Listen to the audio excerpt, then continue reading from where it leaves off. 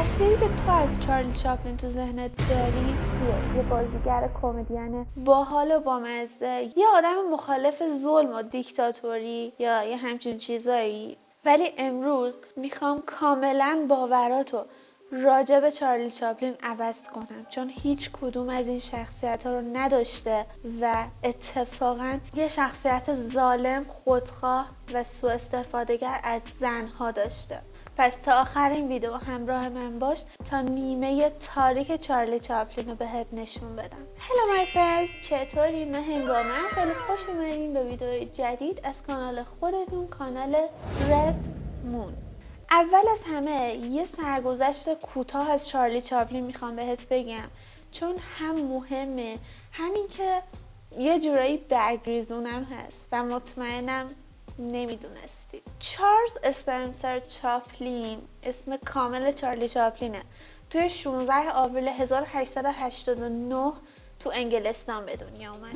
یه فیلمساز و آهنگساز و نویسنده و بازیگر طنز بوده که موقعی که فیلم‌های صامت رو مد بود یا رو بورس بود، فیلم‌های صامت یعنی همون فیلمایی که اصلا توش حرف نمیزنن و اینا، به شهرت میرسه. بچگیش کلاً تو فقر و بدبختی بوده، جوری که پدرش که کلا گم شده بوده، مامانش هم کلا درگیر مسائل مالی و اینجور چیزا بوده. قبل 9 سالگی به اردوی کار اجباری فرستاده میشه.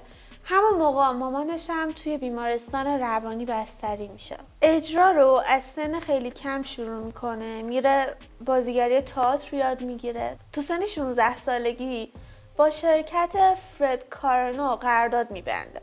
اونم یه جورایی خب اینو استعدادیابی کردن، میبرنش ایالات متحده که اونجا بازی کنه.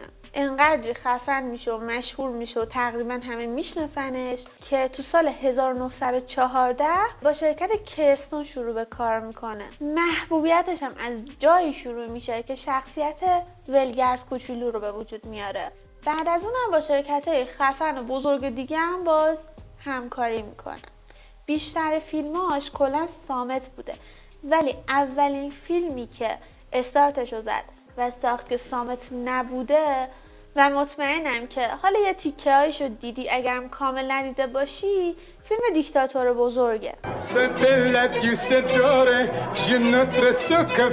که داخل فیلم یه جورایی خیلی غیر مستقیم یا شاید هم مستقیم داره آدولف هیتلر رو مسخره میکنه. هیتلر هم با اینکه میدونه که چارلی چاپلین با گذاشتن سیبیل مسواکی و ادای اونو در آوردن داره مسخرش میکنه، بازم طرفدار فیلمای چارلی چاپلین بوده. خب حالا بریم سراغ بحث اصلیمون، یعنی نیمه تاریک چارلی چاپلین. همه ظاهر طنز و باحال چارلی چاپلین رو میدیدن و باهاش حال میکردن و میگفتن چه فیلمایی به به، ولی اونایی که براش کار میکردن فکر نمیکنه. زمانی که به عنوان کارگردان و نویسنده و بازیگر اصلی نقش داشته توی یه پروژه، خیلی آدم کنترلگری بوده. بیشتر فیلماش که کلا بداهه بوده و یه صحنه رو ممکن بوده 100 بار توی موقعیت‌های مختلف بگیره. این 100 بار برداشت ها خب خیلی برای کارکنان و بازیگرا طاقت فرسا بوده و اذیتشون میکرده. آقا هم که اصلا تقاضاش تمومی نداشته، یکم که کارکنان یا بازیگرا خلاف نظرش رفتار میکردن، یکم ناراضیش میکردن، درجا اخراج میکرده و زود جایگزینشون میکرده. حالا ما به عنوان تماشاگر اون فیلم و نتیجهشو میدیدیم، لذت میبردیم و میگفتیم به به چه فیلم قشنگی، ولی نمیدونستیم که چه دهنی از اون کارکنان سرویس شده بوده و اونم به کاراش ادامه میداد. چرا؟ چون چارلی چاپلین بوده.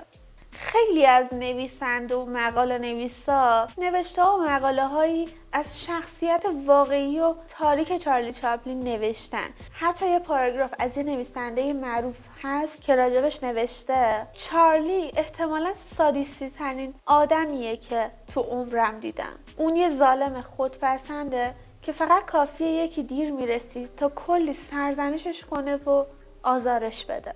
اون با پسر من خیلی بد رفتاری میکرد و جایی که نقش دستیار منو داشت کلی تحقیرش میکرد و آزارش میداد و اصلا هم از این کار دست نمیکشید. اما داستان شخصیت دارک چارلی به اینجا ختم نمیشه دوستان. اون نه یکی نه دوتا همسرای خیلی زیادی داشته ماشاءالله. اولین ازدواج اون تو اکتبر 1918 با میلدرد هریس بوده و اون فقط 16 سالش بوده که بعد 2 سال یعنی تو آوریل 1920 از هم جدا میشن. نتیجه ازدواجشون هم یه پسر بوده که فقط 3 روز عمر کرده. نوامبر 1924 یعنی 4 سال بعد با بازیگر نقش اول فیلم پسر بچه یعنی لیتا گری ازدواج میکنه. لیتا گری 15 سالش بوده و توی 16 سالگی باردار میشه. حاصل ازدواجشون هم 2 تا پسر بوده به اسمای سیدنی و چارلز. اینا هم بعد 2 سال از هم جدا شدن. تو سال 1936 بازم ازدواج میکنه. بازم با یه بازیگر دیگه ازدواج میکنه. پاولت گدارد، بازیگر نقش دختر بی خانمان تو فیلم عصر جدید. این ازدواج هم تو سال 1942 به جدایی کشیده میشه. همون سال نذاشه 1 سال حتی بگذره، همون سال با دختر یه نمایشنامه نویس معروف آمریکایی به اسم یوجین اونیل آشنا میشه. اسم دختره اونا اونیل بوده. با اینکه پدر دختره راضی نبوده به این ازدواج ولی ازدواجشون صورت میگیره. چارلی 54 ساله با یه دختر 18 ساله ازدواج میکنه. اولین حاصل ازدواجشون جرالدین و 7 تا پسر دیگه بوده. با اینکه اختلاف سنیشون 36 سال بوده ولی این جزو پردوامترین ازدواجش بوده و تا آخر عمر کنار هم بودن. تو مصاحبه‌های مختلف چه از همسراش چه از خودش که شده راجع به ازدواجش با دختر کم سن و سال پرسیدن و جوابای خیلی عجیب و غریبی داده. جوابای مثل اونا واقعا عاشق من بودن، اولین آدم تو زندگی اونا بودن، حس خیلی خوبی بهم میداده و اینکه گفته اون 2 تا دختری که زیر سن قانونی بودن حس پدرانه بهش میدادن و همزمان حس پدرانه هم تجربه میکرده با اونا.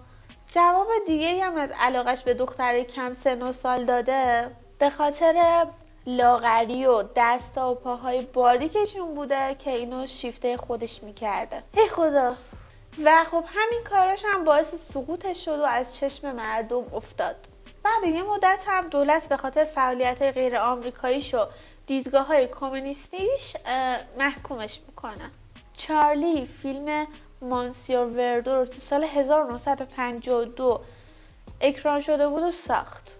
بعد 20 سال برای اولین بار به انگلستان سفر کرد که فیلمش رو اونجا اکران کنه. بعد از اینکه از ایالات متحده خارج میشه که بره همون انگلستان، دادستان کل دستور میده که چارلی باید برگرده به US. FBI هم تو همین مراحل تحقیق و بررسی و اینجور چیزا کمک میکنه. ولی خب تو حین همین تحقیقات چارلی انکار میکنه فعالیت‌های کمونیستیشو، با اینکه کلی مدرک علیه این قضیه وجود داره. در نهایت ماجرا چارلی اعتراف میکنه و تمام فعالیت‌های کمونیستی خودشو لو میده و خودشو تبعید میکنه به سوئیس که باقی عمرشو اونجا زندگی کنه. و آخرم تو روز کریسمس تو سال 1977 تو سن 88 سالگی میمیره. ولی خب با وجود اینا هنوزم یه سریا هستن که از چارلی یه ستاره محبوب تو ذهنشون دارن. اگه تو هم چیزی میدونی راجع به این قضیه حتما تو کامنت ها اضافه کن.